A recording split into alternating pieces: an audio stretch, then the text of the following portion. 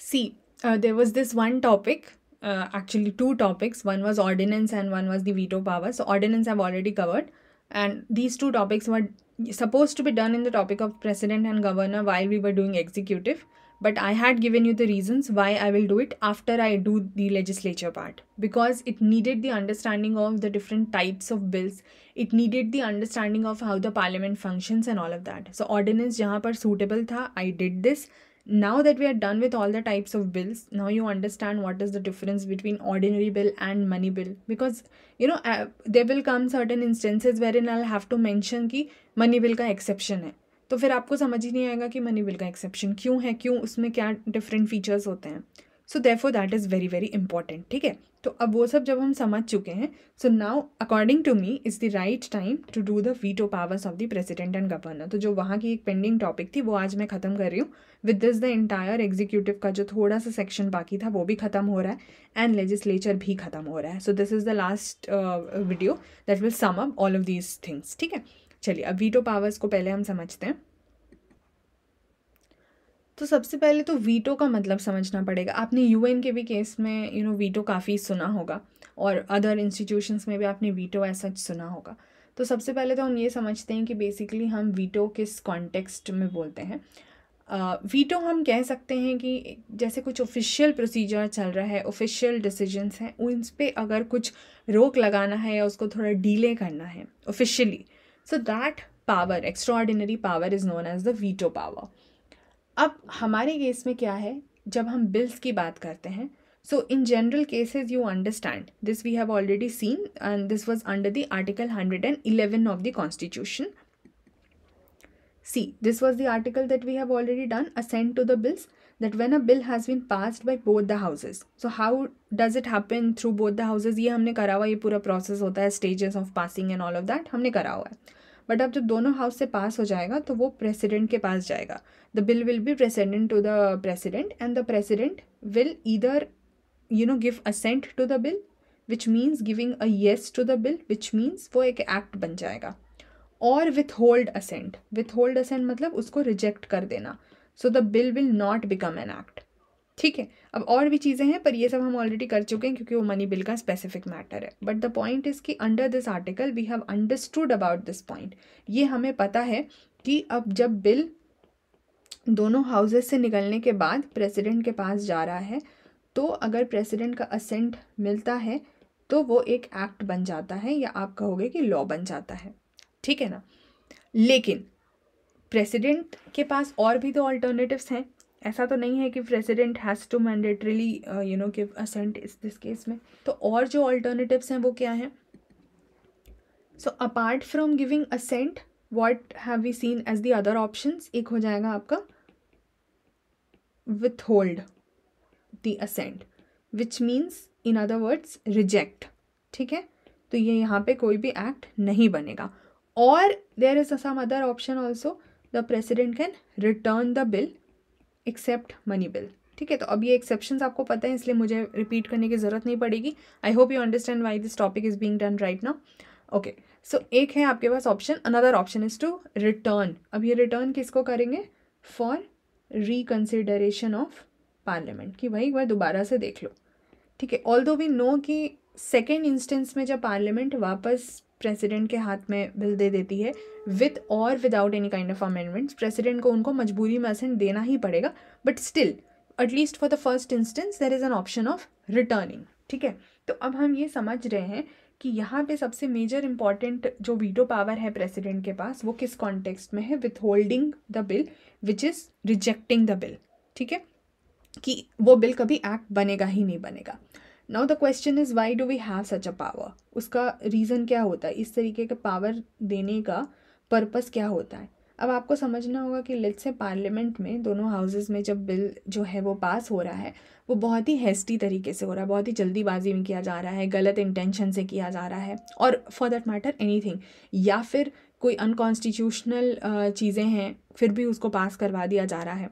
तो मान लीजिए हाउस में, क्योंकि अगर मेजॉरिटी है तो पास हो सकता है, तो मान लीजिए हाउसेस में तो पास हो ही गया किसी भी तरीके से या किसी भी गलत रीज़न से करवा लिया, हो भी गया. But finally when it reaches the president, वो कहते हैं ना एक फ़िल्टरिंग प्रोसेस है, तो फाइनल जब वो प्रेसिडेंट के पास पहुंच रहा है, इस द्वार से ही उस बिल को निकलना है टू बिकम एन एक्ट, नहीं तो उस बिल के पासिंग का कोई मतलब ही नहीं है. So the president will have that option at least to check things at the last pointer, and हम चीज़ें थोड़ा मैनेज कर सकते हैं if the president decides to reject the bill. अब इन जनरल केसेस में जो हम और भी देशों का सब मिला जुला के जो भी हमारे आज के मॉडर्न सिस्टम में स्टेट्स काम करते हैं, वहाँ जब हम वीटो पावर्स की बात करते हैं तो basically we talk about the 4 kinds of veto powers. India में 3 ही तरीके का वैलिड है, बट यूजुअली जो हम अपार्ट फ्रॉम इंडिया दो अदर स्टेट्स में भी देखते हैं, तो ओवरऑल हम इसको 4 कैटेगरीज में बांट पाते हैं. One is your absolute, another is your qualified, another is your suspensive, I'll talk about each of them separately, and another is your pocket veto. ठीक है, तो अब हम अगर इंडियन प्रेसिडेंट के केस में बात करते हैं तो एब्सोल्यूट हमारे पास अवेलेबल है, सस्पेंसिव हमारे पास अवेलेबल है, पॉकेट अवेलेबल है. ये जो क्वालिफाइड वीटो है ये इंडियन प्रेसिडेंट के पास नहीं है, इंडियन प्रेसिडेंट के पास नहीं है, यूएस प्रेसिडेंट के पास है. ठीक है, बाकी इंडियन केसेस में भी हैं और यूएस में भी हैं, पर हम अभी इंडियन केसेस के हिसाब से बात करेंगे. पर फिर आप बोलोगे भाई ये होता क्या है, पहले तो ये समझना ज़रूरी है. तो इंडियन कॉन्टेक्स्ट में बात करने से पहले in general we will understand कि what all these kind of veto talks about, like what is the basic idea about all of these. तो एब्सोल्यूट की बात करते हैं. एब्सोल्यूट मतलब फुल पावर जो है. यहाँ पर सिंपल क्या है भाई, विथ होल्ड करो असेंट को. ठीक है, लेजिस्लेचर ने कोई बिल पास करा, उसको विथहोल्ड करो, मतलब उसको सीधे रिजेक्ट करो, मतलब वो एक्ट नहीं बनेगा, कहानी ख़त्म. एब्सोल्यूट, मेरे पास पावर है बिल्कुल फिनिश करने का इसको. ठीक है, क्वालिफाइड वीटो में क्या होता है, this is something which can be overridden by legislature higher majority के साथ. अब आप समझिए, in this case, let's say in the absolute case, if the president rejects a bill or let's say withholds a bill, तो वो तो ख़त्म हो गया ना, वो कहानी ख़त्म है. तो पार्लियामेंट वापस उसमें कुछ नहीं करेगी, फिर दोबारा कोई दूसरी बिल में सेम प्रोविजन हो ये सब लेके आए, वो सब एक अलग कहानी है. लेकिन इसमें कुछ कर नहीं सकती है, वो बिल तो समाप्त हो गया. तो लेजिस्लेचर के पास कोई ओवर राइडिंग पावर्स नहीं है कि हम और हायर मेजॉरिटी लेके अगर आ जाएंगे, जिस भी मेजॉरिटी से मान लीजिए वो बिल पास हुआ था, यूजुअली सिंपल मेजॉरिटी से होता है, कुछ केसेस में we have different kinds of special majority. तो जिस भी मेजॉरिटी से पास हुआ था उससे और हायर मेजॉरिटी लाके हम उसको और आगे पास करवा दें, वो तो फंडा यहाँ पर काम ही नहीं करना है. लेकिन वैसा कुछ क्वालिफाइड वीटो में करता है. ठीक है, इसीलिए इंडियन केस में हमारे पास ये एप्लीकेबल नहीं है, बट हम एक जनरल केस में बात करें कि इस तरीके का भी एक वीटो होता है. सस्पेंसिव क्या है, ये भी लेजिस्लेचर ओवरराइड कर सकती है, but with an ordinary majority. इसके लिए हायर मेजॉरिटी नहीं चाहिए, ऑर्डिनरी मेजॉरिटी चाहिए. तो इंडिया के केस में ये कैसे वैलिड है, क्योंकि हमने बोला तो है कि है, तो हम अभी देखेंगे थोड़ी देर में. और पॉकेट वीटो मतलब लेट्स से जस्ट इमेजिन कि somebody has given you something which is let's say a bill and you have just kept it in the pocket, which means you are not taking any action on that bill. आप उस पर कोई action ले ही नहीं रहे हो. तो यहाँ पे क्या हो जाएगा, no action on the bill. ठीक है, अब ये इंडियन कॉन्टेक्स्ट में ये तीनों किस किस सिचुएशन में अप्लाई होते हैं हम वो समझेंगे. So let's start talking about the absolute veto first. Absolute मतलब हमने सीधे सीधे देख लिया कि क्या हो जाएगा इस केस में, रिजेक्ट, कंप्लीट रिजेक्शन. ठीक है, सो यहाँ पे president, what will the president do, withhold the assent to the bill, which means the bill will end and it will not become an act. So यहाँ पे bill rejected, or in other words assent withheld we can say. So bill does not become act. Usually ये किस किस cases में apply होता है. So firstly private members bill, क्योंकि आपको पता है सरकार वाला तो वही केस है ना, COM भी तो चाहिए, council of ministers aid and advice, वो सब भी हमने करा था. तो जितना दिखने में ये पावर्स अच्छा लगता है, वी नो कि there are restrictions also, but private members की जो बिल है which are introduced not by any minister, उसको आराम से यहाँ से रिजेक्ट किया जा सकता है. अच्छा, गवर्नमेंट बिल्स के भी केस में ऐसा होता है, लेकिन वो किस कॉन्टेक्स्ट में होता है. So let's say there is a government bill which is passed by introduced by a minister. ये कब होगा? When cabinet resigns. ठीक है. अब ये किस केस में होगा कि बिल तो पास हो गया है, पास एज इन हाउस से उसका पैसेज हो गया है और प्रेसिडेंट से असेंट लेना बाकी है. तो अभी एक्ट नहीं बना है पर हाउस से पास हो गया है.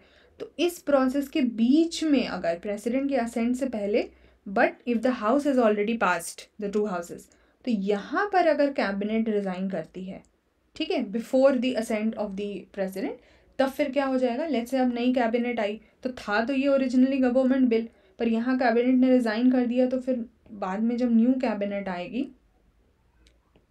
तो उसने बोला प्रेसिडेंट को एडवाइस करा बेसिकली, क्योंकि council of ministers, now you understand if the word even if cabinet is used, आपको पता है काउंसिल ऑफ मिनिस्टर और कैबिनेट में कैसा रिलेशन है. ठीक है, आपको पता है क्या ज़्यादा बड़ा है, छोटा है, क्या उसके अंदर है, वो सब आपको पता है. So they will advise the president that you do not give assent to these bills which in originality was a government bill itself. तो usually it happens in the case of private members, but government के case में भी हो सकता है. कुछ past instances रहे हैं. ठीक है, आपको वो एग्जांपल्स जो हैं वो थोड़े बहुत पता होने चाहिए. 1954 में डॉक्टर राजेंद्र प्रसाद का एक से रिलेटेड केस था. मतलब actually doctor Rajendra Prasad president थे उस समय. ये बहुत पहले एक बार प्रीलिम्स के क्वेश्चन में आया हुआ था पेप्सू से रिलेटेड. ठीक है, तो वो उस टाइम पर प्रेसिडेंट थे.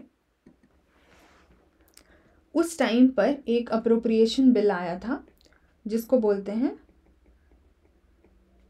PEPSU appropriation bill. Now what is appropriation bill you already know, but ये पेप्सू क्या है? ये basically refers to Patiala and east Punjab states union. तो बेसिकली उस टाइम पंजाब के जो रीजन के प्रिंसली स्टेट्स थे, ठीक है, ऐसे 8 स्टेट्स के ग्रुपिंग को बोलते हैं PEPSU. For example Patiala, Malerkotla, Jind and Kapurthala etcetera. तो ऐसे नालागढ़, तो ऐसे करके कुछ स्टेट्स थे, प्रिंसली स्टेट्स थे, उनके ग्रुपिंग को बोलते हैं पेप्सू. अच्छा, इस केस में क्या हुआ कि ये बिल जो है वो असेंट, मतलब वहाँ पर उनको चाहिए था, लेकिन प्रेसिडेंट ने, doctor Rajendra Prasad who was the president, ने विथहेल्ड हिज असेंट कि हम इस अप्रोप्रिएशन बिल को असेंट नहीं देंगे आगे, मतलब रिजेक्ट कर दिया.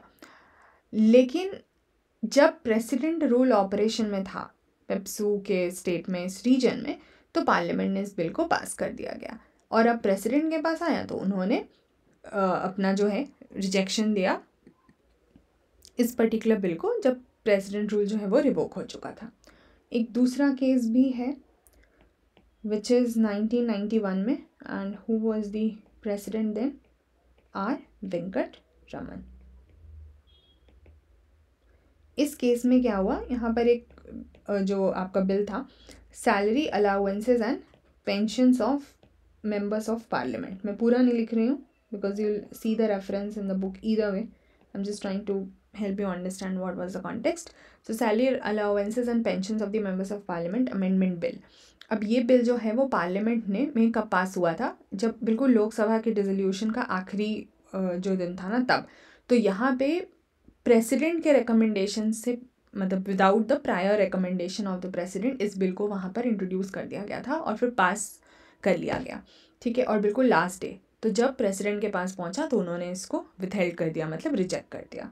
So there have been past instances.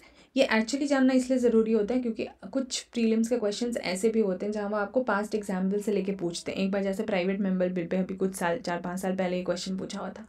तो ये आपको पता भी होना चाहिए कि अगर कोई प्रोविज़न है तो वो लागू में हुआ है कि नहीं, मतलब अगर कुछ ऐसा फीचर है तो वो कभी यूज़ किया भी गया है कि नहीं. इसीलिए ये सब चीज़ें पता होनी चाहिए. Anyways, moving on ahead with the another kind of veto that we'll see in the Indian context is your suspensive veto. Suspensive veto के केस में हमने क्या पढ़ा था कि प्रेसिडेंट जो है इस तरीके के वीटो को कब एक्सरसाइज करते हैं, जब उन्होंने लेट्स से बिल को रिटर्न करा हुआ है कि प्लीज़ रिकन्सिडर द बिल. और ये किसको करना होता है? पार्लियामेंट को करना होता है. However, we know that in the second instance, if the parliament with or without any amendment returns the bill to the president, क्योंकि असेंट तो फाइनल उन्हीं से चाहिए ना, तो it will be obligatory for the president कि उनको ascent देना ही पड़ेगा.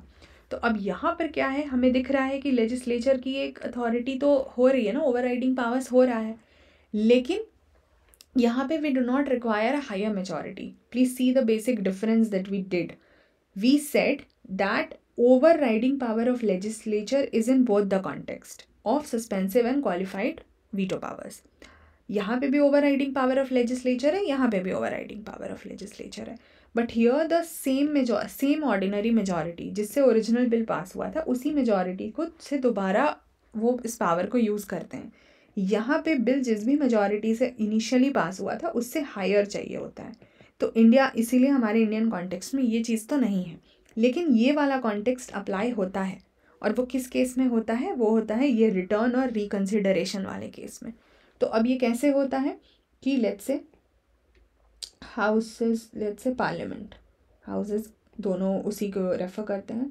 तो पार्लियामेंट से पास हो गया, पैसेज में आ गया, बिल आया प्रेसिडेंट के पास. प्रेसिडेंट ने क्या करा, रिटर्न करा to the bill, to the parliament for reconsideration. फिर पार्लियामेंट ने वापस प्रेसिडेंट के पास भेजा, ईदर विथ अमेंडमेंट और विदाउट अमेंडमेंट. दोनों चीज़ें पॉसिबल हो सकती है ना, विथ और विदाउट अमेंडमेंट. अब इस केस में क्या होगा, प्रेसिडेंट के पास ऑब्लिगेटरी हो जाएगा टू गिव द असेंट. तो लेजिस्लेचर के पास ओवरराइडिंग पावर हो गई, वो अमेंडमेंट चाहे तो नहीं भी कर सकते हो, कोई रिकन्सिडरेशन से उनको लेना देना ही नहीं होगा. ठीक है, तो पार्लियामेंट के पास ओवरराइडिंग पावर हो गई, but they do not require any specific higher majority. जिस सेम ऑर्डिनरी मेजॉरिटी से जो पहले ओरिजिनल बिल को पास किया गया था, दोबारा वो उसी से पास करवा के वापस भेज देंगे प्रेसिडेंट के पास. Therefore this is the suspensive veto. कुछ वक्त के लिए उन्होंने सस्पेंड किया ना, जितने देर में ये प्रोसेस चला कि रिटर्न इट फॉर रिकन्सिडरेशन, फिर यहाँ से वापस आया, it got suspended for a period of time. But यहाँ पर we did have the power given to the legislature for overriding this and there was this repassage of the bill. ठीक है, हमारे पास यूएस की तरह हायर मेजॉरिटी वाला concept यहाँ पर नहीं है. तो अब यहाँ पर हमें समझना है कि ये वाला जो पावर है, इसमें एक एक्सेप्शन भी होता है, ये रिटर्न वाला, which is your money bill. So exception of money bill.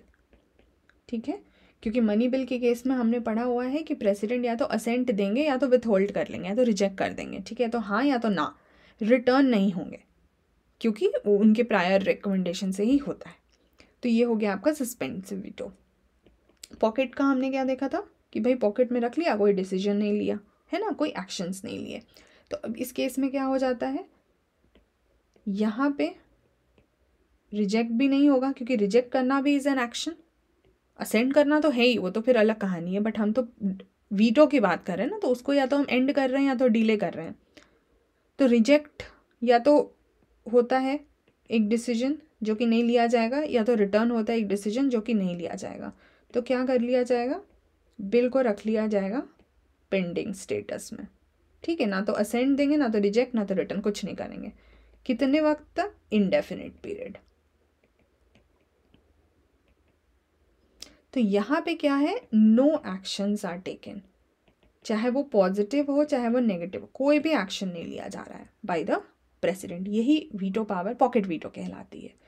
तो यहाँ पे क्या है, अब ये भी बात है कि constitution does not prescribe any time limit कि इतने वक्त के अंदर उनको डिसीजन लेके वापस देना है. ठीक है, यूएस में क्या होता है कि आपका जो बिल है रिकन्सिडरेशन के लिए 10 दिन के अंदर उनको देना ही देना होता है. यहाँ पर कोई टाइम लिमिट नहीं है. तो हम कह सकते हैं कि ये वाला जो पॉकेट वीटो पावर है इंडियन प्रेसिडेंट का, it is wider than the US president. तो ये भी पास्ट में ऐसा एग्जाम्पल हुआ है, जैसे 1986 में द प्रेसिडेंट वाज ज़ायल सिंह. तो उन्होंने एक बिल था Indian post office amendment bill. ठीक है, तो जो सरकार थी, राजीव गांधी जी की सरकार थी, तो वो बिल वहाँ से जो पास हुई थी, उस पर उन्होंने रेस्ट्रिक्शंस, मतलब उस बिल के थ्रू जो है रेस्ट्रिक्शंस लग रहे थे प्रेस और वगैरह पर. तो उसको काफ़ी क्रिटिसाइज़ किया गया. बाद में प्रेसिडेंट ने वीटो पावर वहाँ पर लगाया था. अगले प्रेसिडेंट जो आए थे, उन्होंने फिर उसको रिकन्सिडरेशन के लिए भेज दिया गया था, पर चूँकि सरकार भी बदल चुकी थी तो वो बिल फिर ख़त्म हो गया. बट द आइडिया इज़ कि पास्ट में ये भी हुआ है. ठीक है, अच्छा, ये हमें ध्यान रखना है कि ये जो वीटो पावर वाला कॉन्सेप्ट है कि रिटर्न नहीं करना है और कोई डिसीजन ही नहीं लेना है, यहाँ पर एक एक्सेप्शन है which is your constitutional amendment bill. ठीक है, क्यों? क्योंकि 24th अमेंडमेंट एक्ट 1971 में जो आया था उससे प्रेसिडेंट पे ऑब्लिगेटरी हो गया था कि उनको कॉन्स्टिट्यूशनल अमेंडमेंट बिल को तो असेंट देना, ये हमने करा हुआ है कि देना ही देना है। तो ये वाला कॉन्सेप्ट यहाँ पे तो नहीं हो सकता है अप्लाई। ठीक है, तो ये एक्सेप्शंस आपको ध्यान रखने हैं। Now these powers that we are doing veto powers, ये बेसिकली हम प्रेसिडेंट के लिए बात कर रहे थे और हमने देखा ये सेंट्रल लॉज पार्लियामेंट से रिलेटेड है। But what about the state legislature? तो ऐसा है कि स्टेट लेजिस्लेशन पर भी प्रेसिडेंट के पास वीटो पावर है। अब वो कैसे है? पहले तो हमें पता है कि स्टेट लेजिस्लेशन में जो भी होगा, बिल पास होगा, सब कुछ होगा दोनों हाउसेस से, तो वो पहुंचेगा गवर्नर तक। ठीक है, अब गवर्नर के पास क्या क्या चॉइसेस होती हैं? या तो गवर्नर विल गिव असेंट, या तो withhold, so I am writing rejection. ठीक है, या तो return to the house for reconsideration, ये सब कुछ कुछ चीज़ें हो सकती हैं। और which was similar to president, ये तीन तो प्रेसिडेंट के पास भी हैं तो ठीक है, लेकिन गवर्नर के पास एक और पावर क्या होती है? To reserve the bill for consideration of president. वो प्रेसिडेंट के कंसिडरेशन के लिए बिल को रिजर्व रख सकते हैं, ये हमने पढ़ा हुआ है। अब जब मान लीजिए, तो इस तीन केस में तो देखिए चीज़ें सिमिलर है ना, ये तो आप समझ गए, जैसे यहाँ पे वीटो था प्रेसिडेंट के पास, यहाँ पे गवर्नर के पास है, ये सब हमें समझ में आ जाएगा कि वही असेंट, रिजेक्शन, रिटर्न कैसे कैसे होगा। लेकिन मान लीजिए governor has reserve the bill for the consideration of the president, तो अब प्रेसिडेंट क्या करेंगे इस केस में? अब यहाँ पर प्रेसिडेंट के पास भी ऑल्टरनेटिव्स होंगे। अगेन, या तो असेंट कर दिया या तो रिजेक्ट कर दिया। ठीक है, या डायरेक्ट कर सकते हैं गवर्नर को कि रिटर्न करो हाउस को। ठीक है, हाउस को रिटर्न करो। Of course money bill exception है, उसको हम नहीं गिन रहे हैं। अब यहाँ पर जैसे इस केस में क्या था कि सेकेंड इंस्टेंस में अगर जैसे रिटर्न होकर पार्लियामेंट के पास जा रहा है, तो सेकेंड इंस्टेंस में जब बिल लौट रहा है तो it is obligatory for the president to give assent.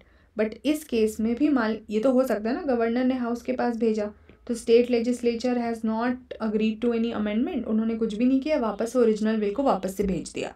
ठीक है, बट अगर यहाँ पर भी होता है तो सेकेंड इंस्टेंस में the president is not bound, ये आपको ध्यान रखना है। President not bound to give assent, जो कि पार्लियामेंट्री लॉज में हो रहा था, बट यहाँ पर नहीं है, मतलब पार्लियामेंट्री बिल्स में हो रहा था, यहाँ पर नहीं है। ठीक है, तो स्टेट लेजिस्लेचर प्रेसिडेंट के इस वीटो पावर को ओवरराइड नहीं कर सकती है। लेकिन ये हमें पता है कि टाइम लिमिट नहीं है कि कितने वक्त में भेजना है, तो पॉकेट वीटो भी यहाँ पर अप्लाई बिल्कुल किया जा सकता है। ठीक है, अब एक छोटा सा चार्ट आपके बुक में दिया हुआ है, so will just quickly see that chart what it talks about. Revision के लिए this will be very very handy for you. जैसे veto power of the president at a glance, central legislation और state legislation. Central में भी ordinary bill का है और money bill का है और कॉन्स्टिट्यूशनल अमेंडमेंट बिल का है। ठीक है, तो सेंट्रल में पहले ऑर्डिनरी मतलब दोनों के केस में पहले ऑर्डिनरी बिल पे बात करें तो या तो रेटिफाई कर दिया जाएगा यानी असेंट दे दिया जाएगा, या तो रिजेक्ट कर दिया जाएगा, या तो रिटर्न कर दिया जाएगा। ये तो सिंपल है, no complexity with respect to the ordinary bills. Moving on to the money bills, हमें पता है रेटिफाई तो कर सकते हैं, रिजेक्ट भी कर सकते हैं, बट रिटर्न नहीं होता है मनी बिल में, तो वो दोनों केस में इक्वली एप्लीकेबल है। एंड कॉन्स्टिट्यूशनल अमेंडमेंट बिल के केस में सिर्फ रेटिफाई किया जा सकता है, रिजेक्ट या रिटर्न नहीं किया जा सकता। और स्टेट्स में तो खैर ये इंट्रोड्यूस ही नहीं होता है, तो यहाँ पे तो इसका कोई मतलब ही नहीं है। ठीक है, इतना तो समझ आ जाना चाहिए। Now will quickly see about the governor, एक क्विक कंपैरिजन हम देख लेते हैं। This is also done in the tabular format, so it's very handy to just very quickly revise, which is about president और गवर्नर के veto power को compare करना। तो अगर हम ऑर्डिनरी बिल की बात करें तो हमें पता है कि प्रेसिडेंट को असेंट के लिए भेजा जाएगा। वो 3 ऑल्टरनेटिव्स क्या क्या हैं? See this is just a revision, so I not read each and every word, just giving you the glance over it. So या तो प्रेसिडेंट विल गिव असेंट, या तो विथ होल्ड असेंट और रिटर्न द बिल। और second instance में अगर आता है तो यहाँ पे प्रेसिडेंट मस्ट गिव असेंट, तो यहाँ पे सिर्फ सस्पेंसिव वीटो है, प्रेसिडेंट के पास मजबूरी है, ऑब्लिगेटरी है टू गिव असेंट। अगर हम वही चीज़ गवर्नर की बात करते हैं तो गवर्नर के पास भी 4 ऑप्शंस होते हैं, प्रेसिडेंट के पास 3 ऑप्शंस है, गवर्नर के पास 4 ऑप्शंस हैं। क्यों? Because one additional option is reserving the bill for the reconsideration of the president, है ना। तो ये तो हमने अभी पढ़ा। The first point should be clear to you, this first point should be very very clear to you, हमने अभी ऑलरेडी कर लिया। सेकेंड चीज़ क्या है यहाँ पर, when a state bill is reserved by the, ये सेम चीज़ है when the governor reserves a bill. तो अब जब प्रेसिडेंट के पास आ गया तो प्रेसिडेंट के पास क्या ऑल्टरनेटिव है, ये हमने देखा हुआ है। तो फिर क्विकली हम देख लेते हैं प्रेसिडेंट के पास क्या ऑल्टरनेटिव है। ये है स्टेट लेजिस्लेचर के कॉन्टेक्स्ट में, ठीक है। जब गवर्नर ने रिजर्व किया हुआ था प्रेसिडेंट के कंसिडरेशन के लिए, ये तब का केस है। तो इसमें क्या क्या हो सकता है, या तो president will assent, give assent, या तो विथ होल्ड असेंट और रिटर्न करेंगे। बट इसमें भी सेकेंड इंस्टेंस में the president is not having any obligations to give assent, ठीक है। तो not bound, the president is not bound to give assent, तो वो चाहे तो दें या तो रिजेक्ट कर लें। मनी बिल की हम बात करते हैं अगर, तो हमें पता है कि अगर मनी बिल प्रेसिडेंट के लिए रिजर्व किया जाता है तो वो या तो असेंट देंगे या तो विथहोल्ड देंगे, क्योंकि यहाँ पे रिटर्न का कोई स्कोप ही नहीं है, ठीक है। ये तो हमें सिंपल सा पता है, president can not return a money bill for the reconsideration. यहाँ पे हम देखते हैं कि गवर्नर अगर रिजर्व कर लेते हैं तो अब गवर्नर का कोई रोल नहीं रहेगा। So if a governor reserves a bill कि प्रेसिडेंट उसको कंसिडर करेंगे, तो governor will not have any role in the enactment of the bill, ठीक है। अगर वो बिल रिटर्न भी होती है by the president for reconsideration, so the bill must be presented again for the presidential assent only. Governor को वो सिर्फ डायरेक्ट करके भिजवा सकते हैं, लेकिन फाइनल असेंट प्रेसिडेंट से ही चाहिए होगा, गवर्नर से अब फिर कुछ भी नहीं होगा, ठीक है ना। तो ये हमें ध्यान रखना है कि assent of the governor is no longer required. बाकी मनी बिल के केस में वो सेम चीज़ें हमें पता है, governor can not return a money bill for the reconsideration, ठीक है। ये सेम चीज़ ही है कि अगर मनी बिल भी रिजर्व हो जाएगी तो या तो असेंट होगा या तो विथ होल्ड होगा, यहाँ पे रिटर्न नहीं हो सकता है। गवर्नर का भी सेम चीज़ है कि उनकी असेंट की दोबारा ज़रूरत नहीं है। अब एक बार अगर रिजर्व कर दिया प्रेसिडेंट के लिए तो आगे सब कुछ जो है वो प्रेसिडेंट के थ्रू ही होगा, ठीक है। So here we do the comparison, and बाकी जो अभी हमें जितना करना था वीटो से रिलेटेड, ये सब हमने बहुत शॉर्ट में अच्छे से समझ के कर लिया है। I hope now you are clear with this. With this we end the overall discussion on the legislature part also. लेकिन इसमें छोटे छोटे और कुछ सेगमेंट्स हैं, like your parliamentary committees, parliamentary groups and forums, तो उस पर 3 से 4 videos I make and we will finish the legislature part and then will move on to judiciary. तो see you guys, bye bye, take care.